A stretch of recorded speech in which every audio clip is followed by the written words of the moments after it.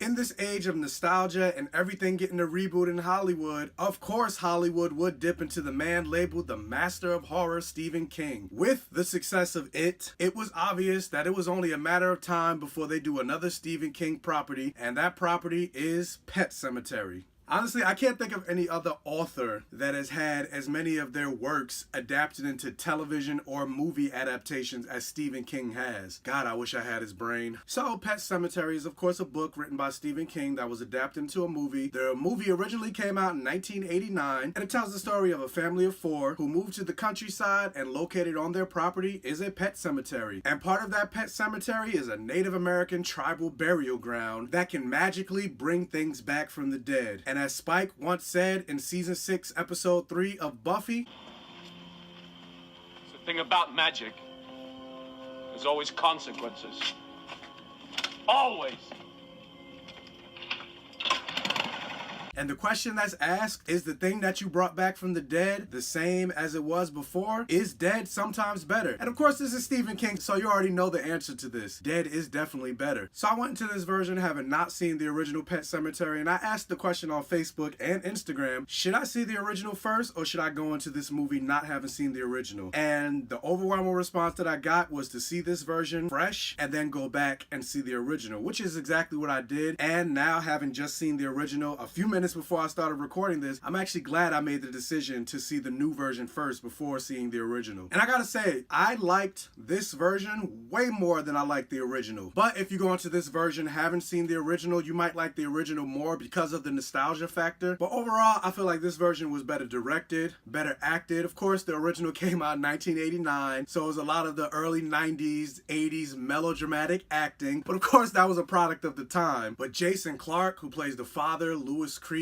Amy Schmetz, I think I'm saying that right, who plays his wife, the mother, like, they were all great. Even John Lithgow, who played Judd Crandall, like, all of the performances in this movie were pretty good. In the first half of this movie, there was a lot of exposition and setup before the horror starts. But of course, when you go into a horror movie, you're there to see the horror. But again, strength to the acting, the fact that there was so much exposition, the performances were so on point that I didn't find myself bored throughout the movie. But I was kind of getting to the point where I was just like, all right, movie, if you're a person going to see a horror movie, you pretty much know the rules of horror. So I'm just like, all right, movie, I get it already. Enough with the exposition, like, let's go. But once you do get to the part where the horror starts, I feel like this movie starts to fly. And this isn't a spoiler because they make it very obvious in the trailer, which I think was a huge mistake. So if you haven't seen the trailers for Pet Sematary, don't watch this review. But since the trailers have been released, it's fair game to talk about in the trailer. But in the original, so spoilers for the original Pet Sematary, but in the original Pet Sematary, his son is the one that dies and is brought back to life. But in this version, it's his daughter that dies. I like the decision to have it be the daughter as opposed to the younger son, because in the original, the younger son is only like 3 years old. So there's only but so much you can do with a 3-year-old actor, but the daughter is a little bit older, so there are way more things that you can do with the daughter that they did do that I enjoyed a lot more. And that's all I'll say about that. But I feel like this little girl was creepy as hell. Granted, she's no Isabella Fuhrman from Orphan. Isabella Fuhrman played the hell out of that role. Like, if you haven't seen Orphan, stop what you're doing right now. Well, continue to watch my review, but after that, go do yourself a favor and watch Orphan. Because of her performance in that movie, that's one of my favorite horror movies. I feel like that movie and her performance are way underrated, and I feel like she should be in more things. Like, I know she had the little small role in Hunger Games, but where is she? Like, again, she should be in more things because she was great in that movie. If you're like me and plan on seeing this movie and haven't seen the original, I will say that overall, for the most part, this movie was pretty predictable. But again, going to the performances and the way the movie trudged along, it wasn't boring. But you know what wasn't predictable? That ending. Oh, that ending was so good. And this is one of the main reasons why I'm glad I didn't see the original, because that ending caught me off guard. The ending alone boosts my rating for this movie. I feel like if you did see the original, this reboot, or is it a remake, this version of Pet Sematary Like, the ending was way creepier than the ending in the original. So again, I'm glad I saw this version first than the original because, oh, that ending. But yeah, but overall, while this movie was going, I was teetering on a very high. It is what it is, but that ending definitely boosted up to a moist. So, did you guys see this newer version of Pet Sematary? Did you see the older version of Pet Sematary? How does this version compare to the older version of Pet Sematary in your opinion? Also, what other Stephen King properties would you like to see redone? Or what other Stephen King properties that haven't been made would you like to see made? Let me know down in the comment section below. Also, be sure to give this video a like. It'll really help me out, and check out my other videos. And if you like what you see, please subscribe for more videos. Also, be sure to follow me on Instagram, Facebook, and Twitter. Links for that will be in the description box below. And as always, I'll catch you guys next time.